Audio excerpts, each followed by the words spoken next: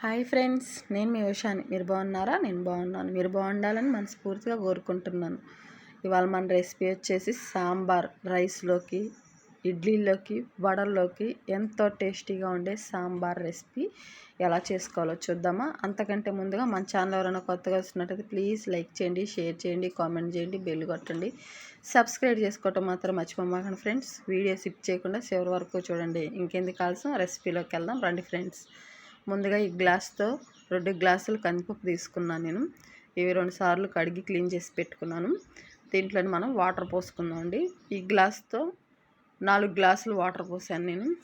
చూసారుగా 4 గ్లాసులు వాటర్. దీంట్లోనే మనం కొంచెం పసుపు, 1 స్పూన్ ఉప్పు వేస్తే కొంచెం త్వరగా ఉడుకుతుంది ఫ్రెండ్స్. అలాగే కొంచెం ఆయిల్ వేస్తున్నాను. ఇవన్నీ వేసి మనం స్టవ్ వెలిగించి ఈ పప్పును ఉడికించుకుందాం అండి. ఈ పప్పు ఉడికిపోయింది ఫ్రెండ్స్. చూసారుగా పప్పు ఎలా ఉడికిందో. ఒకసారి తీసి చూద్దామండి ఉడికిందో లేదో. ఇలా కొంచెం పప్పును తీసుకొని కొంచెం ఇలా నలిపి చూస్తే ఇలా మెత్తగా అయిపోతే ఇది ఉడికినట్టే. ఆల్మోస్ట్ ఇది ఉడికిపోయింది. మనం దీన్ని ఎంపుకుందామండి. ఇలా ఉడికించుకున్న తర్వాత దీన్ని మిక్సీకి వేస్తారు. అది సాఫ్ట్గా పేస్ట్ అయిపోతుంది. అలా అయిపోవటం వల్ల కొంచెం టేస్ట్ తగ్గుతుంది. మళ్ళీ అవి ఇవి వేయాలి. అలా కాకుండా ఇలా ఎనుపుకుంటే టేస్ట్ బాగుంటుంది. మరీ మెత్తగా కాదు, మరీ పప్పులాగా కాదు, ఇట్లా ఒక మాదిరిగా ఎనుపుకుంటే సరిపోతుంది. నేనైతే మరీ సాఫ్ట్గా చేయలేదు, ఇలా చేశాను చూడండి. ఇలా మధ్య మధ్యలో కొంచెం పప్పు తగులుతూ ఉంటే టేస్ట్ బాగుంటుంది. ఇలా అయిపోతే రెడీ అయిపోయినట్టే. దీన్ని మనం పక్కన పెట్టేసుకుందామండి.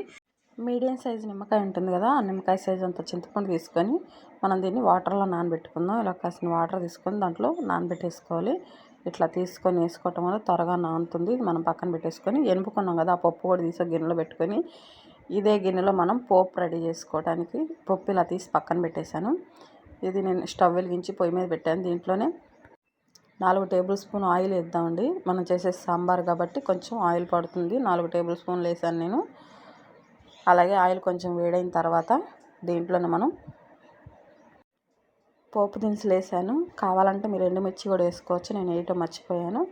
అలాగే కొంచెం ఫ్రై అయిన తర్వాత దీంట్లోనే నేను వంకాయ, బెండకాయ, దొండకాయ, క్యారెట్, టమాటా ఇవన్నీ 2 తీసుకున్నాను. ఉల్లిగడ్డ 1 తీసుకున్నాను. పచ్చిమిర్చి 6 తీసుకున్నాను. రెడ్ ఉంటే అవి తీసుకున్నాను నేను. మీ దగ్గర ఏమి ఉంటే అవి తీసుకోండి. చూస్తానికి కలర్ఫుల్గా ఉంటుందని ఎర్ర పచ్చిమిర్చి తీసుకున్నాను. అన్నీ వేసాను చూడండి. క్యారెట్ వేసాను, దొండకాయ వేసాను, వంకాయ వేసాను, ఇవన్నీ వేసాను. బెండకాయ కూడా వేసాను. దీంట్లోనే మునక్కాయలు కూడా వేస్తాను. ఆల్మోస్ట్ అన్ని వెరైటీతో ఇవాళ మనం సాంబార్ పెట్టుకోబోతున్నాం. ఇది ఎర్రమిర్చి, అందుకని మీకు చూపిస్తున్నాను. ఇలా వేసుకొని సాంబార్ చేసుకోవటం వల్ల చాలా టేస్టీగా ఉంటుంది. బయట రెస్టారెంట్లో చేసుకునే సాంబార్ లాగా ఉంటుంది. అలాగే కొంచెం త్వరగా మగ్గడానికి 2 టేబుల్ స్పూన్ సాల్ట్ వేసాను. దీంట్లోనే మనం కొంచెం పసుపు కూడా వేసుకుందామండి. ఇవన్నీ ఇలా వేయటం వల్ల మనం వేసిన కూరగాయలన్నీ త్వరగా ఉడికితే ఇవన్నీ ఒకసారి ఇలా కలిపి పెట్టుకున్నాం కదా. ఇలా కలుపుకున్న తర్వాత దీంట్లోని మనం క్లీన్ చేసి పెట్టుకున్నాం కదా మునక్కాయలు. నేనైతే 1 మునక్కాయ తీసుకున్నాను.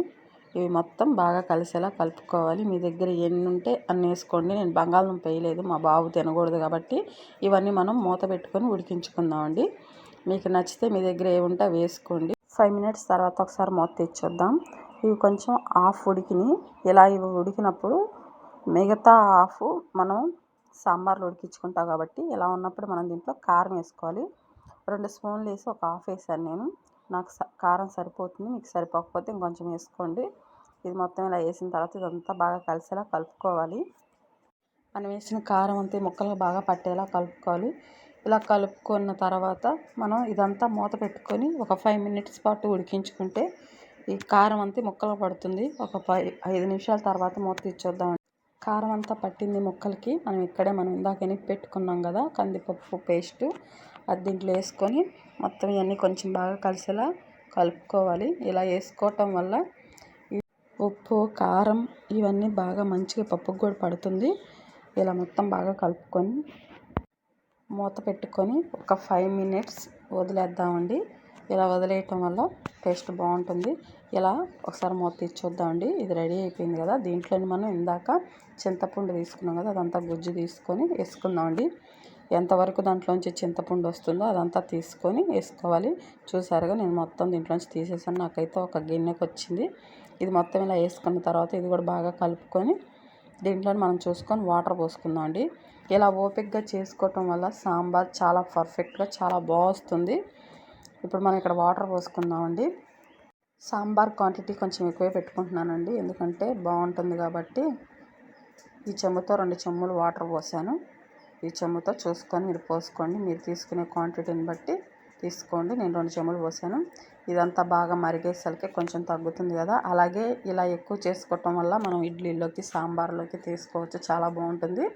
ఇది మొత్తం మూత పెట్టుకొని కొంచెంసేపు ఇలా ఉడికించుకుందామండి. ఒకసారి ఇలా ఉడికించుకున్న తర్వాత మూత తీసి చూద్దామండి ఒకసారి ఎలా వచ్చింది. దీంట్లోనే నేను చిన్నెల్లిపాయలు అచ్చాపచ్చాగా దంచి ఒక 6 వేస్తున్నానండి. పోపులో కూడా వేసుకోవచ్చు, కానీ ఇలా వేయటం వల్ల అవి మనం తింటున్నప్పుడు చాలా బాగుంటుంది. ఇక్కడ కొంచెం ఎంటీఆర్ సాంబార్ పొడి వేస్తున్నాను. 1 స్పూన్ వేసాను. చూసారు ఇదే ప్యాకెట్. మీ దగ్గర ఏది ఉంటే అది వేసుకోండి, ఏదైనా బాగానే ఉంటుంది. ఇదంతా వేసిన తర్వాత కొంచెం బాగా కలిసేలా కలుపుకోవాలి. చూసారుగా ఇవన్నీ ఇలా కలుపుకోవాలి. ఈ కూర ఉడికిందో లేదో తెలియాలంటే మునక్కాయ చూస్తే తెలిసిద్దండి. ఇప్పుడు ఎందుకు చూపిస్తున్నానంటే ఇది ఇట్లా హాఫే ఉడికింది. ఇది పూర్తిగా మనం నొక్కితే మెత్తగా అయిపోతే అప్పుడు సాంబార్ రెడీ అయినట్టే. ఇది ఇలా అయిపోయింది కదా, దాన్ని మూత పెట్టేసుకొని ఉడికించుకుందామండి. ఒక 10 మినిట్స్ తర్వాత మూత తీసి చూద్దామండి. సాంబార్ రెడీ అయిపోయింది. అలాగే అన్నీ పర్ఫెక్ట్గా ఉడికిని. ఒకసారి దీంట్లో నుంచి మనం మునక్కాయ తీసుకొని చూద్దాం. ఇందాకే చెప్పుకున్నాం కదా, మునక్కాయ ఉడికిపోతే ఆల్మోస్ట్ సాంబార్ కూడా అయిపోయినట్టే.